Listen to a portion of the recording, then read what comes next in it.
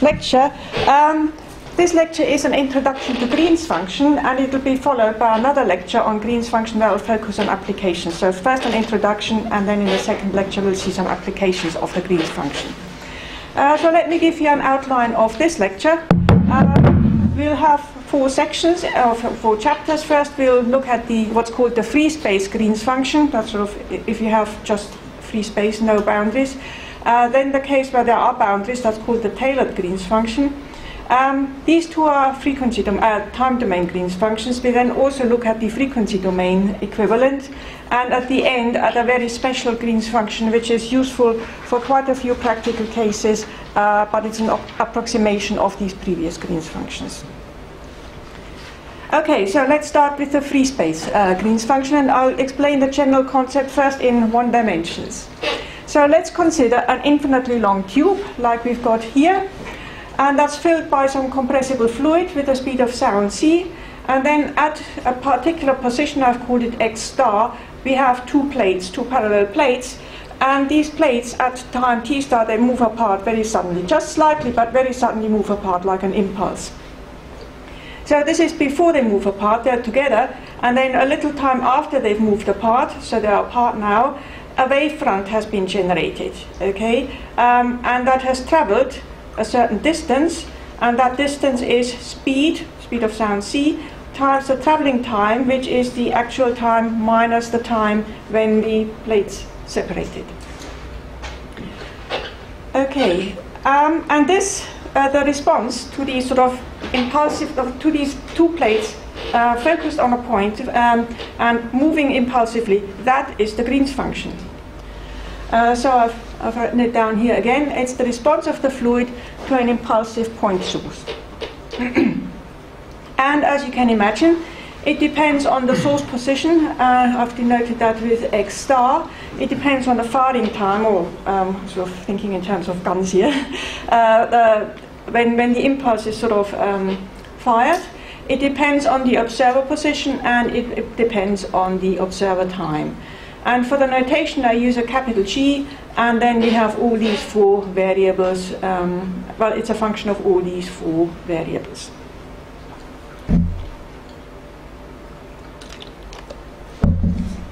Right, so the Green's function is an impulse response. And an impulse response you can measure in different ways. Like it's an acoustic wave, and you can measure that in terms of the sound pressure. You can measure it in terms of the acoustic velocity, or in terms of the velocity potential. All these are possibilities. You just have to be clear whether your Green's what of these your Green's functions is. So you're free to choose. You just need to know which one you've taken. Right, let me now come on to a few properties of the Green's function. The first property is causality. Causality means that there is no response before the impulse. So the Green's function is 0 for observer times that are before the source time. And that means that the Green's function depends not sort of explicitly on those 2 times individually, t and t star, but on the time difference that has lapsed from the firing to the observation. So in future I'm going to write the Green's function like this, as a function of x observer point, x star source point, and then t minus t star, which is the sort of time lapse since the firing. So that's causality, very plausible. And the next property is reciprocity. And the principle of reciprocity is that you can, if you have a source and an observer, the source sort of sends out a signal that's received by the observer.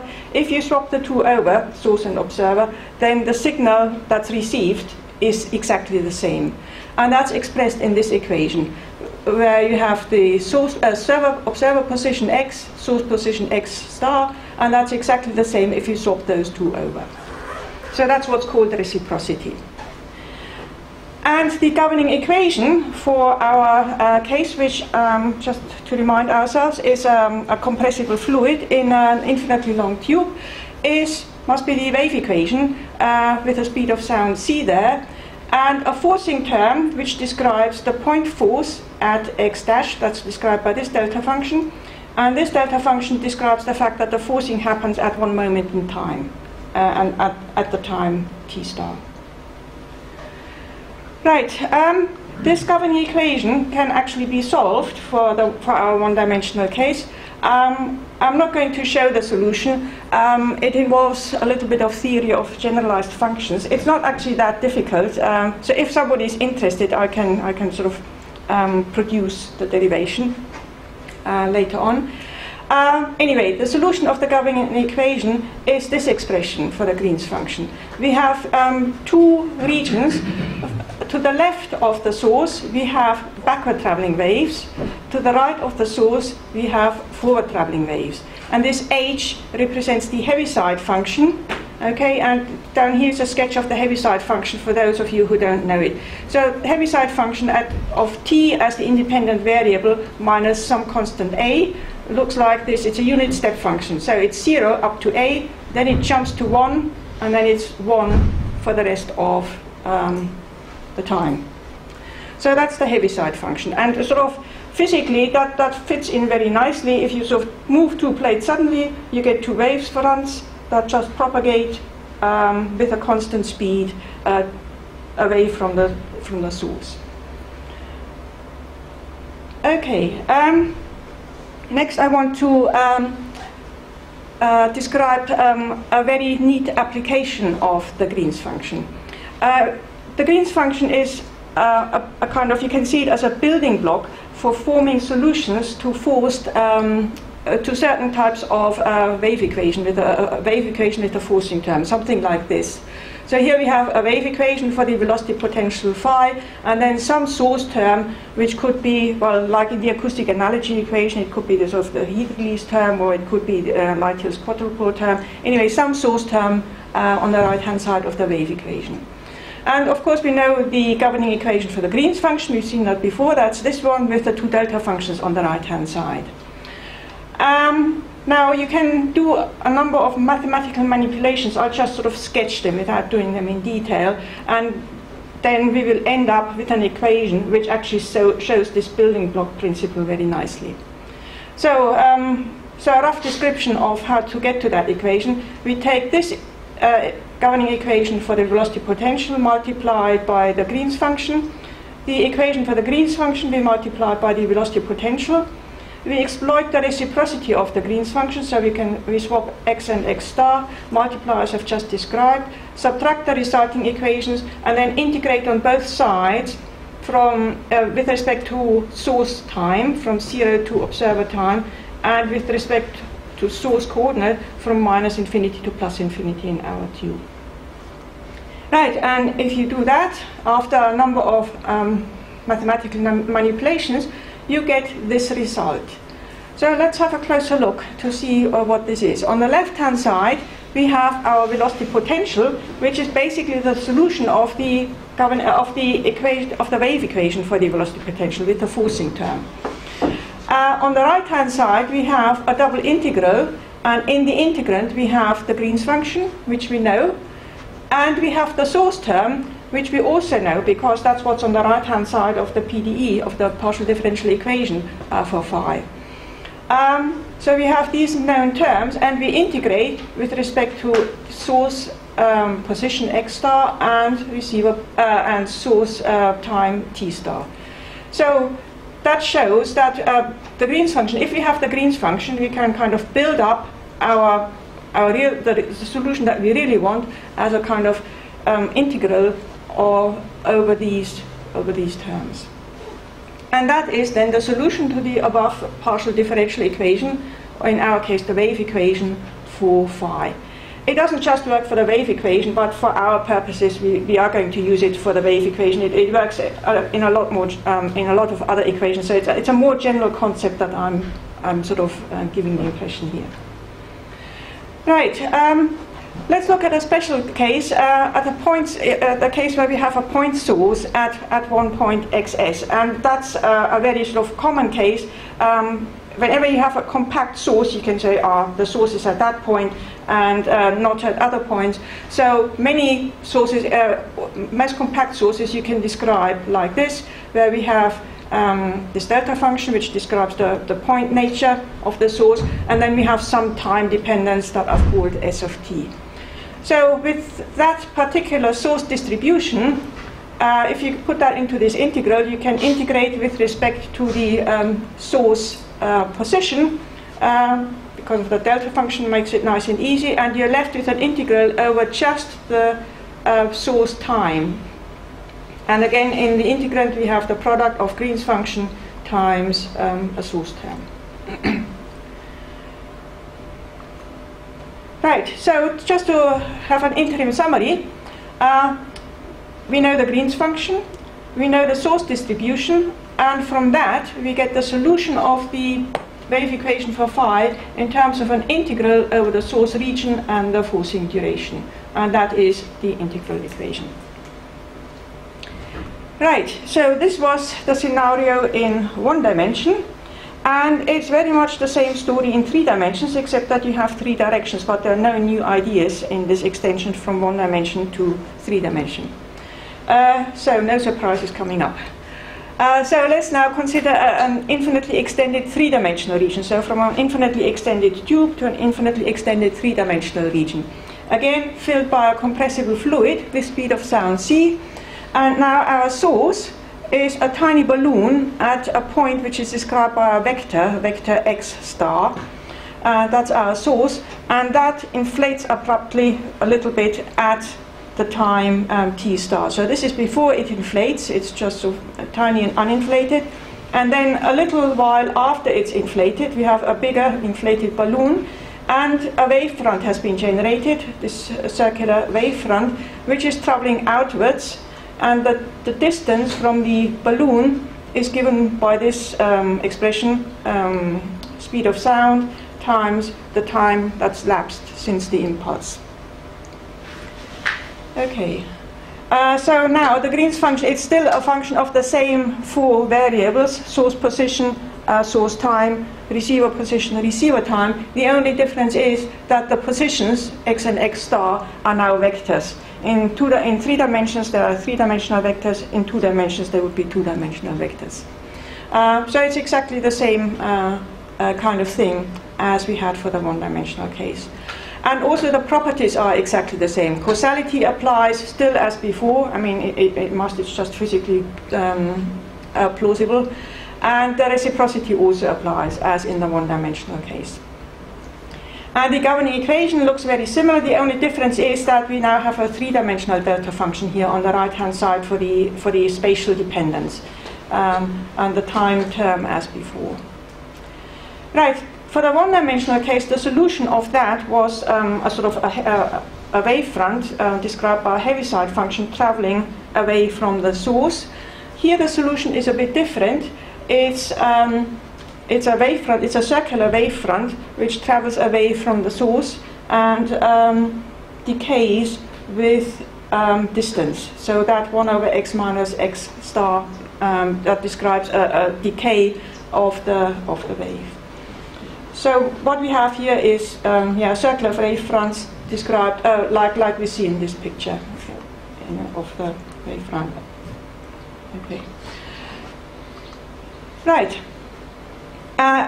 Again, the building block principle of the Green's function applies in the 3-dimensional case just like it does in the 1-dimensional case. So in the 3-dimensional case, we now have a source term that depends on a 3-dimensional position x and time t again. So that's the governing equation for some velocity potential. And then the solution looks like this. Again, we integrate over the source time. And we now have a triple integral over the source position because we are in 3 dimensions. And then in the integrand, we have exactly the same kind of structure, Green's function multiplied by source term. And here we integrate over the volume that encloses the sources. Okay, so again, a little interim summary. If we know the Green's function in 3 dimensions and the source distribution we know anyway, we can sort of get the acoustic field generated by the given source distribution. So the building block principle works just as well in the 3-dimensional case as in the 1-dimensional case, and also in the 2-dimensional case. I haven't shown this explicitly, but it's exactly the same thing, just with 1 dimension less. And just to remind you, all this is true for free space. So we have either for free space, an infinitely long tube or an infinitely extended three-dimensional space. But that's very, very special. And in practice, you have boundaries. You have a resonator or whatever. So let's try and extend this principle to a case where we have boundaries, from a free space now to a space with boundaries. And that brings us to what's called the tailored Green's function. Some people call it exact Green's function. That's an alternative name. So the idea, as I've just said, is to extend the building block concept to fluids with boundaries. And to sort of illustrate this, let's look first at a simple example where we have a one-dimensional tube with open ends. So the ends, here's the tube, and the ends are our boundaries.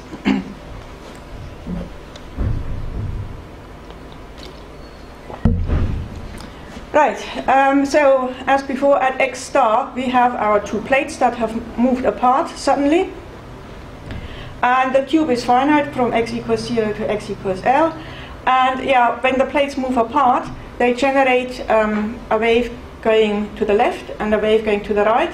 These waves hit the ends, get reflected and travel back in the other direction. So we now have a superposition of waves traveling in the forward and backward traveling, traveling the forward direction and backward direction on both sides of the source. Right, and the wave that's generated in this way is the tailored Green's function. It's the response to our impulsive source in a fluid with boundaries. So the governing equations, let's have a look at that. Of course, the PDE for the Green's function is still the same, but now what's new is we have boundary conditions. The Green's function must satisfy the same boundary conditions that the acoustic field satisfies that you want to calculate, that you're interested in. So in the case of our tube with open ends, we have a 0 Green's function at the end x equals 0 and 0 Green's function at the end x equals L, assuming that G is a velocity potential or a pressure. If your G was a velocity itself, then you would have a different boundary condition. You'd have dg by dx equals 0 and dg by dx at both ends. So that's what, here you can see that it's important that you know what kind of Green's function you've got, what physical quantity it represents. Right, so these are the governing equations. Wave equation with a delta force term and boundary conditions at the two ends. And the solution is of this form. It's 0 before the impulse, so that's the first part of this equation. Must be, otherwise causality would be violated. And then after the impulse, we simply have a superposition of modes. N is the mode number. These capital GNs are modal amplitudes, and they have a distribution with respect to x and x dashed. And then in here we have this exponential term with frequencies omega n and a minus sign, I'm afraid, Camilla. What? The question sign, okay. In the UK, actually, it's split. The engineers in the UK tend to use plus I, and the mathematicians tend to use minus I. Okay. And I'm sort of at the interface, so I have to be bilingual. And but what I do is I use minus I, and when I have to use the plus version, I use plus J, and then it's easy to convert between the two. So that's a sort of just an aside.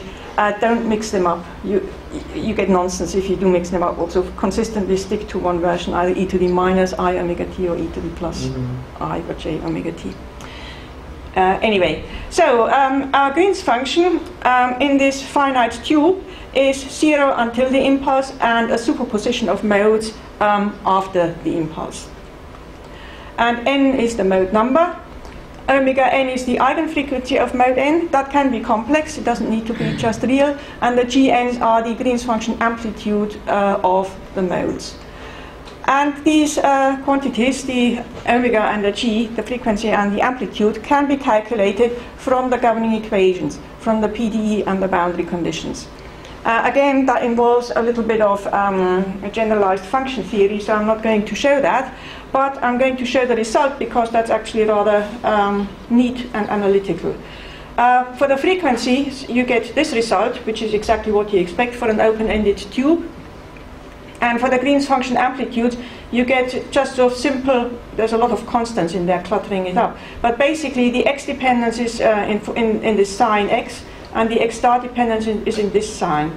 And then this is for the case where we are to the left of the source, this is for the right of the source. And if you want to check that the boundary conditions are satisfied, so this one has to satisfy 0, this has to be 0 at x equals 0, and that's indeed the case, because that term makes everything 0. And this one at x equals L, well, at x equals L, this term is 0, so the boundary condition at x equals L is also satisfied. Right, so this was a very basic case, just about the simplest geometry that you can imagine, but this method, exactly this method, can be extended to more complicated, well, relatively more complicated geometries. Like, for example, if you have a tube that's not uniform in mean temperature but has a temperature jump, so say a cold region jumping to a hot region, then you can also calculate the Green's function in this way. Or a tube with general end conditions, doesn't have to be the sort of classic textbook end conditions of either open or closed end. It could be described by some general reflection coefficient, either end, and you can still work out the Green's function for such a tube. Or if you have a jump in the cross-sectional area, if you have a case which is sort of semi-one-dimensional, then in such cases you can work out the Green's function. So is it easy to recover the free space Green function as a limit of this one when, say, L tends to infinity? You should expect to recover it, right? Yes, you should. I've never tried this. But I'm not too optimistic because the L is in the sign here, and that just keeps oscillating all the way to infinity. So I have a question actually. I experienced some trouble when applying non-Dirichlet boundary conditions. I mean, non-homogeneous Dirichlet boundary conditions because of this Gibbs phenomenon. Right.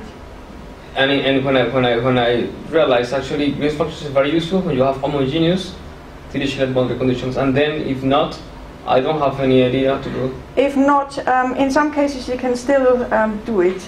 You can still use it. I can't answer that without scribbling. So perhaps if you come up to me in a quiet moment, I'll show you. Okay. It's possible to extend that even to non-homogeneous boundary conditions. But the Gibbs phenomenon, because all the Gibbs functions are actually based on sinusoids and so on. So when x is going to 0, sinusoid is going to be sinus of 0, 0. I didn't find anything in the literature actually. Okay. Right. Okay. I just can't answer this right now. Okay. So let's talk about it a bit later. Okay. Okay. So let's try to get our building block concept into action again for the Taylor-Green's function. Right. So we have a field described by this differential equation, the wave equation, for a velocity potential phi with this source term. And then and the boundary conditions are given again for a simple case here for a tube with open ends. And we know the G, so if G is known, that we can write down the solution to these equations like that. Given that the G satisfies the right boundary conditions, that makes sure that the phi satisfies the right boundary conditions. So once you have G, all you need to do is calculate this integral. You don't have to worry about solving that PDE, or you don't have to worry about the boundary conditions. Once you have the Taylor-Green's function, you've more or less cracked the problem. Right, and then I want to sort of just give you a simple example. Like a tube with a compact heat source, or hot gas, of course, with some time dependence in the source term, and then this is the compact source at xs. So if we stick that source term into the integral, again we can evaluate the integral with respect to x star, and then just have a single integral where we integrate over the source time. And this equation, well, it's an integral equation, but I would like to sort of take this apart and see what's the physical meaning behind this. So let's do that in the next slide. Right, assume we have a source which is an impulse like that. So this is time, and this is some source amplitude, and we have an impulse at a time t1. The response to that impulse is basically the Green's function multiplied by the peak value S1. So here's the response. That shows the response is S1 times g of t minus t1. So it's 0 until the impulse, and then we have the superposition of modes after that. Let's do the same thing a little while later. So we have another impulse at time t2, and the response to that impulse is S2 times the Green's function at t minus t2. So it starts at t2, and then we have a superposition of modes. Right, when you have a general sort of forcing term described by this pink curve, this smooth pink curve, you can think of this curve as being made up as a series of these impulses that are very sort of thin, and what you then get as the response is you add up the responses to the individual impulses, and this is what's shown in this graph. So the whole thing starts at t1, and then after that we have all these terms superimposed. Right, I've written these terms in the sum, so s at tn times g of t minus tn. So this is, if you have discrete impulses at discrete times, if you let the times that between the impulses become smaller and smaller, sort of infinitesimally small, that sum turns into an integral, and you get this kind of expression, s of t times g of t minus t star dt star. So that's the integral we saw on the previous slide, this one here. So basically what we've done is, the Green's function is a building block. So that shows one bit, that shows another bit, that shows the two together. Right, so again an interim summary. The tailored Green's function is the response of a fluid with boundaries, typically a fluid within a resonator. It's called tailored because it's tailored to the geometry of the resonator, and it's a superposition of resonator modes. It's rather harder to calculate than the free space Green's function. I mean, the free space Green's function is just very general because there's only one type of free space, and for that the Green's function is known. There are lots of different geometries, and for every geometry you have to calculate your Green's function again. And it's not that it's doable for simple cases, but there's a bit of work involved. And it can, in principle, be measured. Just think of, you have a source in a resonator that fires, you have a receiver elsewhere, and the signal that the receiver gets is the Green's function. So if you do that for different positions of source and receiver, in principle you can measure the tailored Green's function. Right, let's now move on to a new section, and this is the Green's function in the frequency domain. So far we've only considered cases where we have a point source that fires at one moment in time, and then there's again nothing. Let's now, this is the time domain Green's function. It's sort of what you get is a response which is a time history. Let's now look at the same scenario but in the frequency domain. And I'll start again with the free space Green's function, first in one dimension, and then we build on that. So let's assume we have a source distribution with a harmonic time dependence described like this. So this describes our time dependence, and then we have an amplitude which depends on position x and on the frequency omega. So if that is the excitation of the acoustic field, then the resulting acoustic wave will have the same time dependence with the same frequency. So the governing equation for phi, which in full is this wave equation, if you put in what we now know about the time dependence, reduces to the Helmholtz equation, this is called. So we have the time derivative disappears, we get this omega squared term here. The second x derivative is still there, and then the source term. Right, so if we put, for the Green's function in the time domain, if we put it like that, basically a Fourier transform, then we can transform the governing equation for G, which we have here, into the frequency domain, and the outcome is this. So that is the governing equation for the frequency domain Green's function. With only one delta function left on the right-hand side, because time is out, we've got frequency instead now. Right, and the solution to that equation is also known. It's, as you would expect physically in one dimension, it's a sort of harmonic waves traveling away from the source with frequency omega. So this one is a backward traveling wave traveling away from the source to the left, and this one is a forward traveling wave traveling away from the source to the right. And the two can be combined. If you use absolute values, then you can sort of more compactly write these two solutions together. Right, and this is the acoustic wave generated by a pair of plates pulsating with frequency omega. So here we have our infinitely long tube. Here we have our two plates, and they don't just sort of shoot out and then stay still. They oscillate with frequency omega, and the response that you get from these oscillating plates, that is your Green's function in the frequency domain.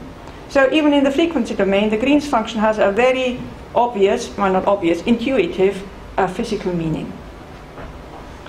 And the wavelength is here given by 2 pi c over omega, so you get these wave fronts like you would expect for a harmonic wave.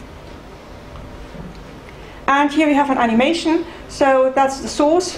Which are the edges of that orange bar are the plates which move like this, and you can see waves sort of traveling to the left on that side and waves traveling to the right on that side. So basically, that picture shows a Green's function. Okay, so let's now extend the whole thing to 3 dimensions. Again, there are no surprises. It's all very straightforward. From an x with 1 component, we move to a vector x with 3 components. So we now have a source distribution that depends on vector x, and its Fourier transform also depends on the vector x. Our governing equation now is the Helmholtz equation with sort of the 3-dimensional derivative. And for the Green's function, we have this governing equation. And the solution to that is also known.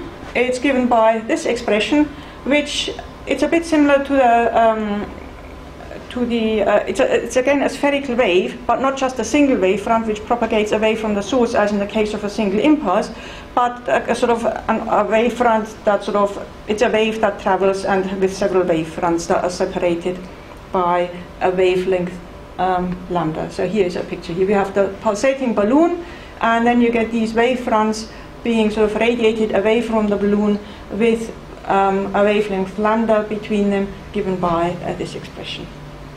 And again, I've got an animation to show that in action. So this is the 3-dimensional frequency domain Green's function in free space.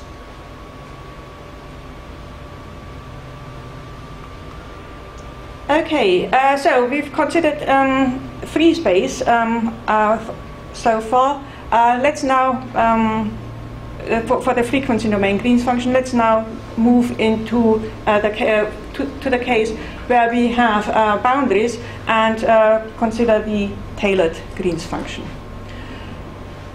Right, again, let's look at a simple example, our 1-dimensional tube with open ends, which we have here. And the 2 plates at the source position x star, the 2 plates are oscillating like that and producing waves traveling away and then getting deflected at the ends and superimposing. So the governing equation is the Helmholtz equation again with the delta forcing term, and if our Green's function is a pressure or velocity potential, we have our boundary conditions say that it has to be 0 at x equals 0 and x equals L. Right, I'll just very quickly sketch how you sort of try to solve this problem. You assume that you have a superposition of forward and backward traveling waves with frequency omega. So on the left of the source, you describe them, that's a forward traveling wave, that's a backward traveling wave with different amplitudes, A plus and A minus. And the same kind of expression for the right-hand side of the source with different amplitudes. And if you manage to determine those 4 amplitudes, then you have your, your tailored Green's function for the open-ended tube. So, what equations have we got? We have got 2 equations from the boundary conditions, and we have got this partial differential equation, the wave equation.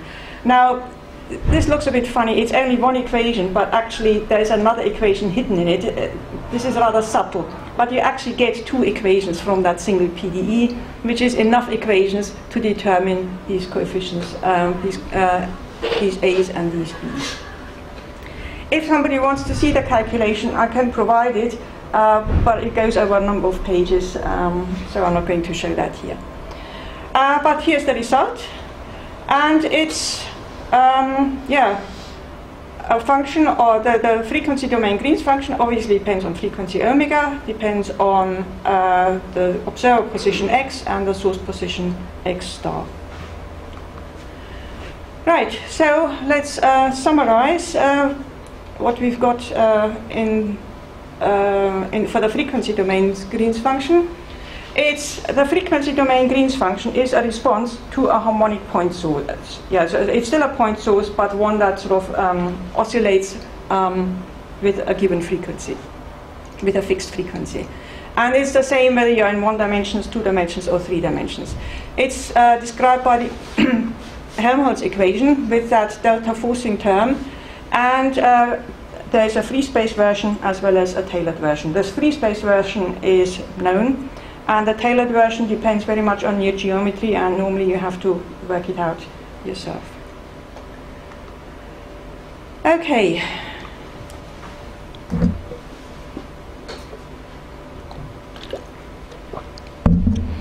Right.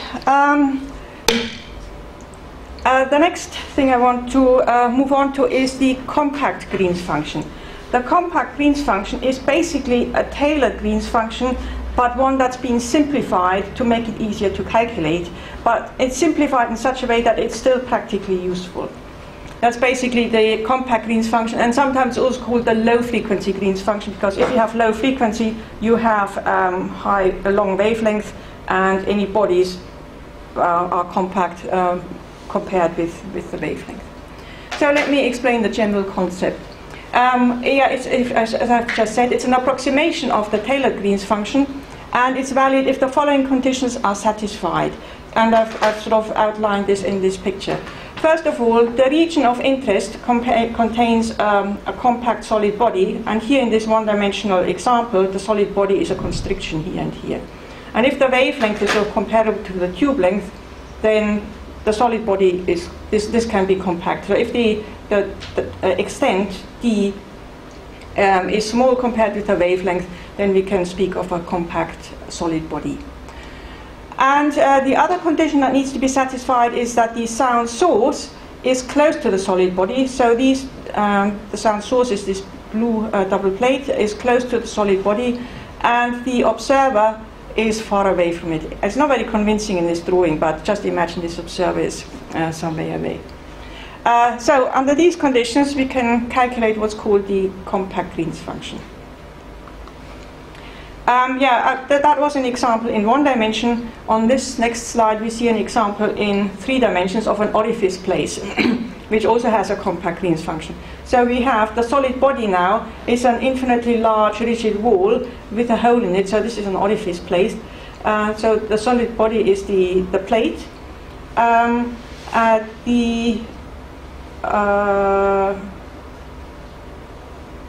The observer is way away over here, and the sound source is close to the plate. So again, this is an example where you could calculate the compact Green's function. I'm not going to go into this case. I just wanted to sort of mention this to explain that it's not just a one-dimensional concept. It's a rather general concept. The compact Green's function. It also works in 2 dimensions. Oh right, and yeah, this thing compact. Sorry, let me just go back.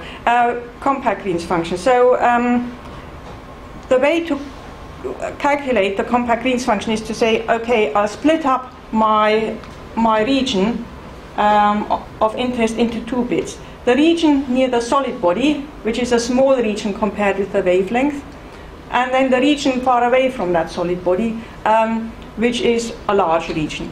And in that small region, I'm going to assume that my fluid is incompressible, and in the large region on either side, I'm going to assume it's compressible.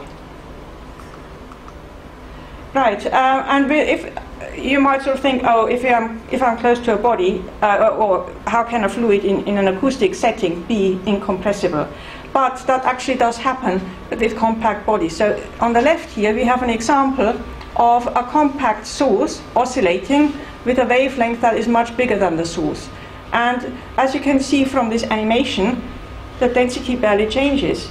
So for a compact source, for a compact body, you can indeed describe that as surrounded by an incompressible fluid. But only for a compact case. This is to contrast a non-compact case. So you can see the source is bigger than the wavelength. The wavelength is the distance between two adjacent maxima, and yeah, no way you can describe that as incompressible. But for compact bodies near them, you can use the incompressible assumption. So that brings me to the method how to calculate the compact Green's function. We assume that near the solid body we have an incompressible fluid. That means the density is constant. And if the density is constant, that means the speed of sound goes to infinity. So the governing equation for the Green's function in this medium simplifies. Here for the time domain, this term, because c goes to infinity, the whole term goes to 0, so we're just left with this bit. And in the frequency domain, it's the same story. So only the x derivatives, the spatial derivatives, remain for the incompressible case. So here's a sort of a general scenario. We have a solid body with a source nearby. And then we say that this region near source and the body, that's our incompressible region. And then far away on either side, we have a incompressible inside, compressible on either side. That's often referred to as the inner region, and this is the outer region. So in the inner region, we have to solve this simplified version of for the Green's function. For the incompressible case, but outside, far away from this mess, we have to solve the full version. Right, and the way to do it is with asymptotic matching, and I'll just sketch that. I'm not going to show that in detail, but just sketch it to give you an idea as to what's involved. In a first step, you solve for the inner region. So you solve this simple equation for G with the route boundary condition. So this is of a generalized form of a boundary condition saying that the normal derivative has to be 0 at a solid surface. Basically, yeah, meaning that the velocity has to be 0 at a solid surface, the normal velocity. And when you solve that, you get an inner solution GI, which holds for the inner region. Then you turn to the outer region and solve the full equation, but you can ignore the solid body in the outer region, and you get so that makes life a bit simpler, and you get an outer solution, GO. And in a third step, you assume that there is an intermediate region. I'll just bring back the picture. So there's an intermediate region where the two meet here and here, where the inner and outer region sort of overlap, and you assume that in this overlap region, both solutions hold and you can match them. And that gives you extra information, and all these three steps together then lead to a result for your compact Green's function. I'm not going to show that it involves quite a bit of maths, but just to give you an idea as to where you can apply it, you can apply it to orifice plates, where the holes are small and the wall thickness is small compared with the wavelength. You can apply it to tube ends. You can apply it to tubes with blockage, and there are a number of other geometries where you can apply it. And I think, yes, that's the end of this lecture. Thank you very much.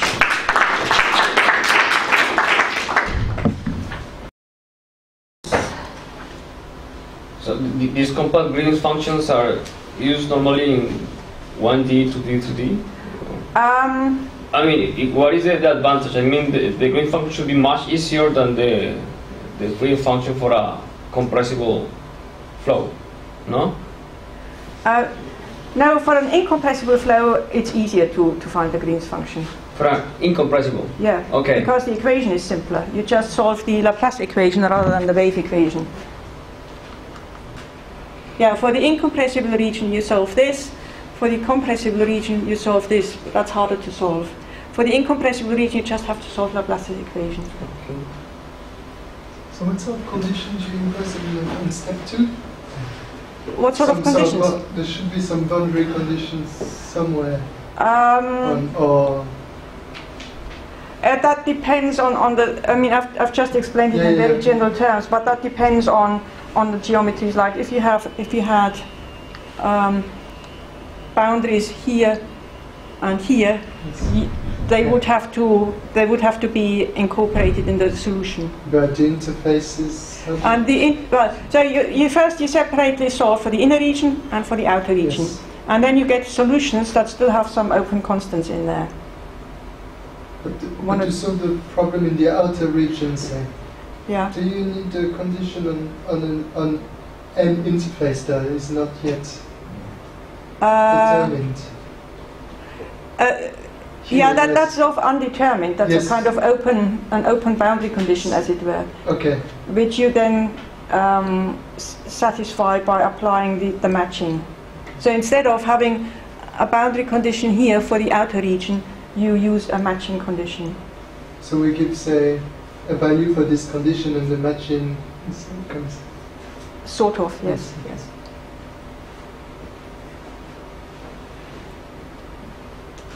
Any other questions? Yes, look. Are also Green's functions for the convective wave equation or the convective Helmholtz equation, or? They certainly exist. I mean, the concept does apply to them as well.